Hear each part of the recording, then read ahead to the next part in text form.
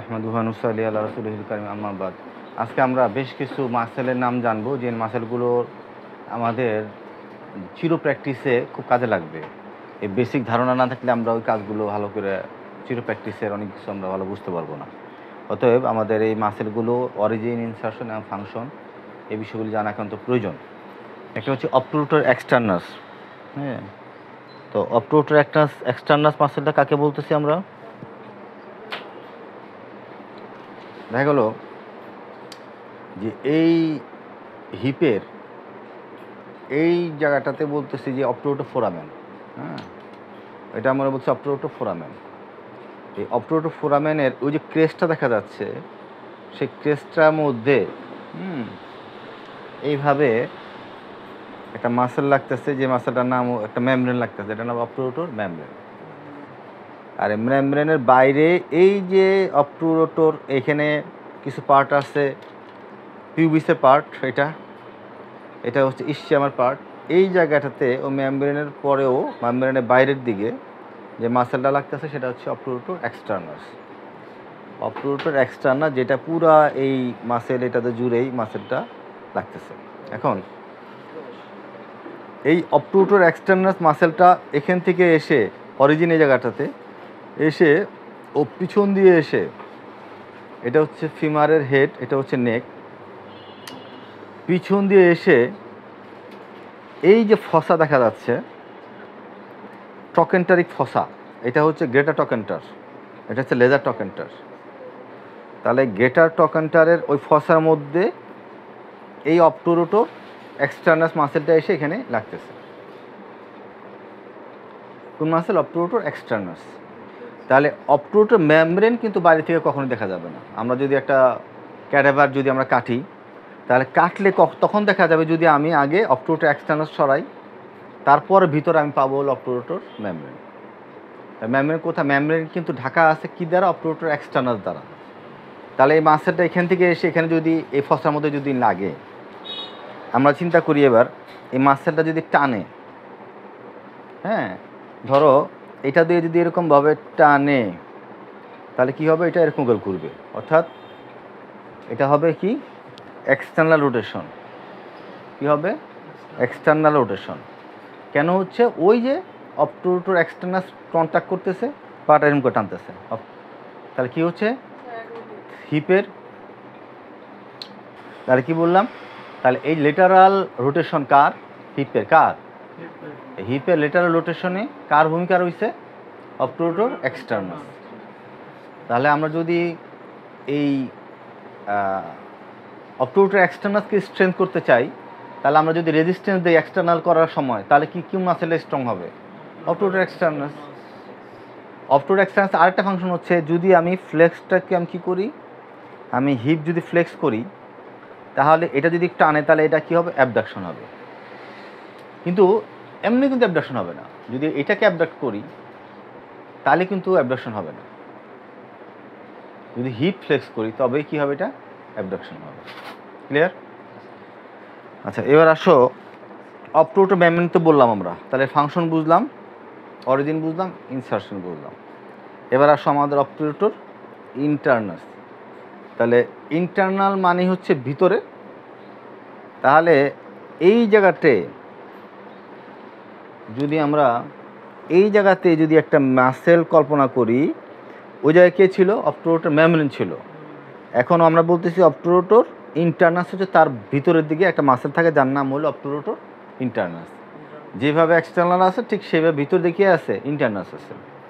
তাহলে এই ইন্টারনাস মাসেলটা এখান থেকে এসে, আর এই যে স্পাইনটা দেখো, এই স্পাইনের এটা হচ্ছে গ্রেটার সায়াটিক নচ, আর এটা হচ্ছে লেজার সায়াটিক নচ।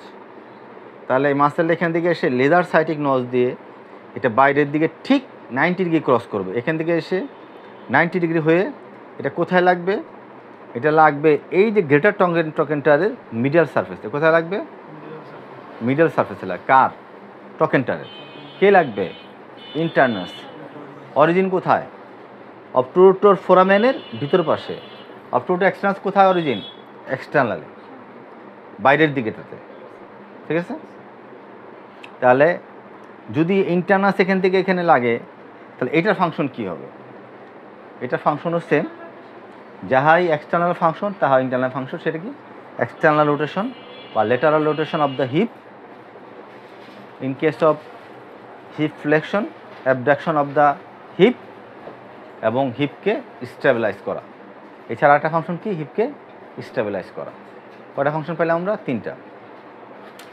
এবার আসো আমরা দেখব যে অবটুরোটর তোমার ফাসা, আমরা একটা কি বলতেছি? অবটুরোটর মেমব্রেন বলছি। তা কি বলছি আমরা? একটা মেমব্রেন। এখন আমরা বলবো অবটুরোটর ফাসা। এখন এই অবটুরোটর ফাসাটা খুব বেশি গুরুত্বপূর্ণ। আচ্ছা, অবটুরোটর ফাসা হচ্ছে ওই অবটুরোটর ইন্টারনাসকে আরেকটি একটা পর্দা লাগে, যে পর্দার নাম হচ্ছে অবটুরোটর ফাসা। তাহলে অবটুরোটর এক্সটার্নাস এটা, তারপর অবটুরোটর ইন্টারনাস, এই অবটুরোটর মেমব্রেন, তারপর অবটুরোটর ইন্টারনাস, তারপর একটা ফাসা যার নাম হলো অবটুরোটর ফাসা। এখন ধরো একটা কাগজ আমরা যদি এখানে লাগাই,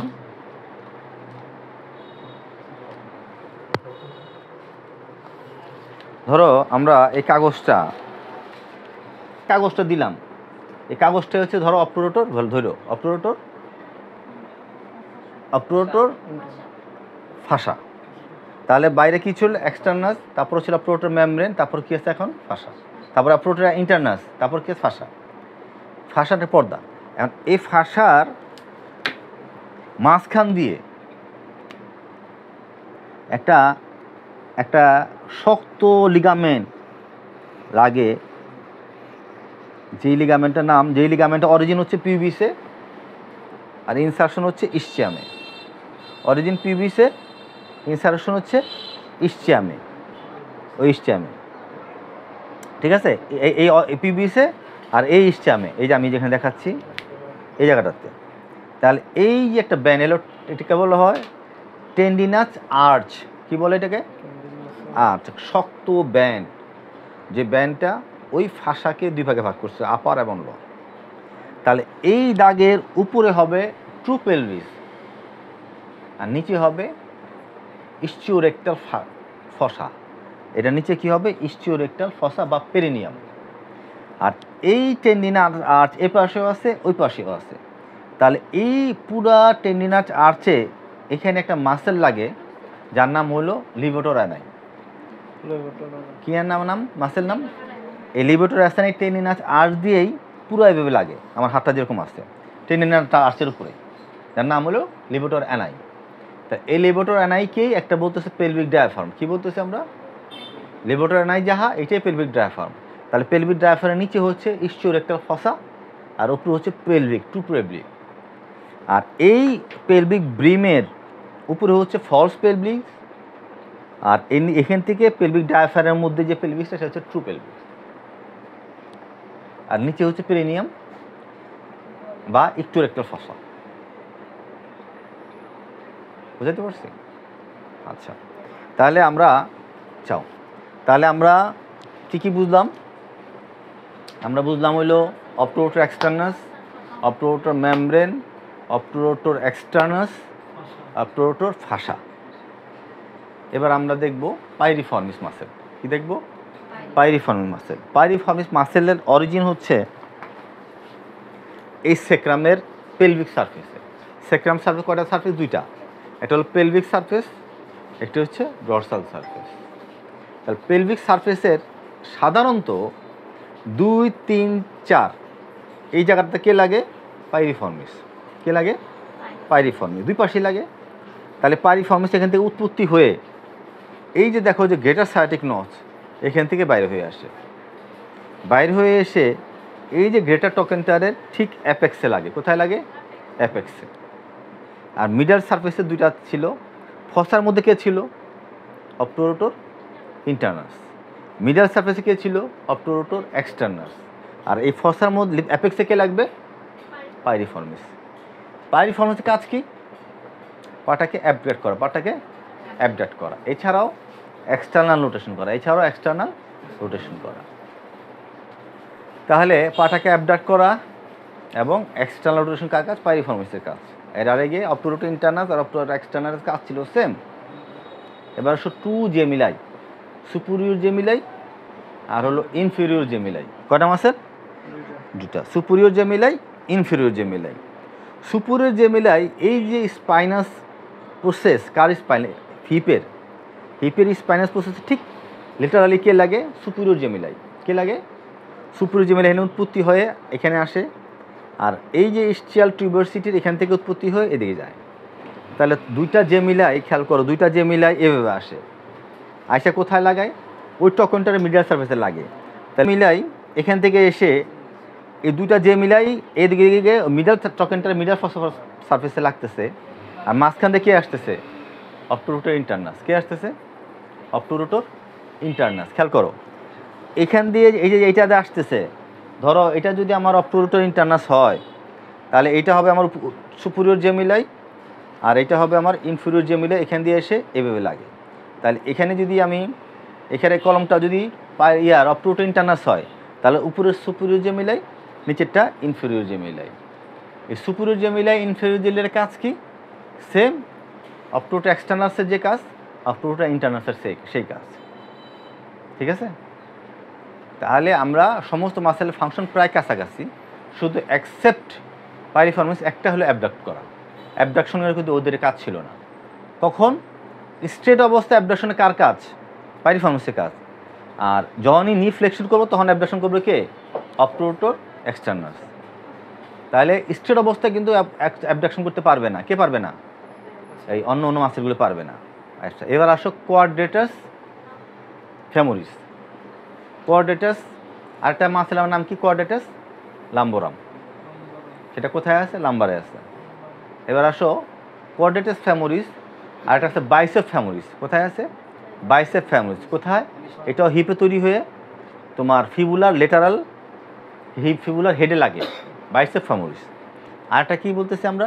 বাইসেপ ব্রাকাই। তাই না? তাহলে নামগুলো কিন্তু প্রায় কাছাকাছি, নামগুলো প্রায় কনফিউজিং, মনে রাখতে হবে।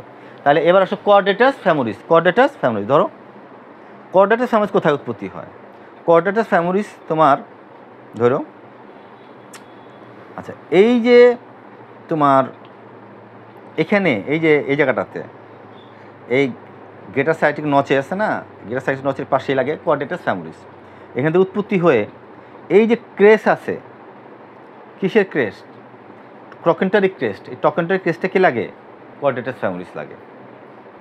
এখান থেকে উৎপত্তি হয় এই ক্রেস্ট বরাবর কে লাগে? কোয়াড্রেটাস ফেমোরিস। ফাংশন এক্সটার্নাল রোটেশন বা রিফ্লেকশন, অ্যাবডাকশন, মূলত এক্সটার্নাল রোটেশন। তাহলে আমরা এতগুলি মাসেল একসাথে মিলে কি কাজ করে? এক্সটার্নাল রোটেশন করে। অতএব যখন আমরা এক্সটার্নাল রোটেশন স্ট্রেন্থ যদি করি, তাহলে এতগুলি মাসেল একসাথে স্ট্রেন্থ হবে, তাই নয় কি? আমরা পরবর্তী ক্লাসে, কালকে বা পরবর্তী ক্লাসে আমরা চেষ্টা করব কালকে ক্লাসে এই প্রত্যেকটি স্পেসিফিকভাবে যদি আর একটু ডিফারেন্সিয়েট করা যায় কিনা, প্রত্যেকটা মাসের টু দ্য পয়েন্টে কোনোভাবে আরও স্পেসিফাই স্ট্রেন্থ, স্ট্রেচ আর ফাংশনটা আমরা করতে পারি কিনা, আমরা পরবর্তী ক্লাসে দেখব। আজকে এ পর্যন্ত, সকলকে ধন্যবাদ। আসসালামু আলাইকুম।